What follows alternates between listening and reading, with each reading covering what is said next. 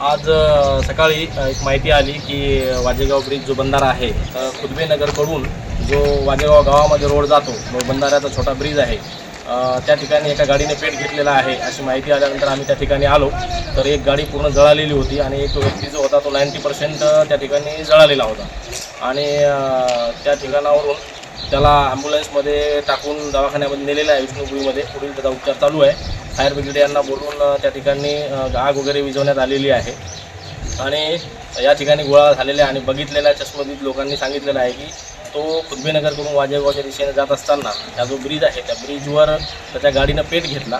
गाडीनं पेट घेतल्यामुळं तो गाडीची जी पेट्रोलची टाकी आहे त्या टाकीनं पेट घेतल्यामुळं पेट्रोलचा भडका उडाला आणि तो खालून पूर्ण पायापासून वरपर्यंत 90%च्या वर जळालेला आहे.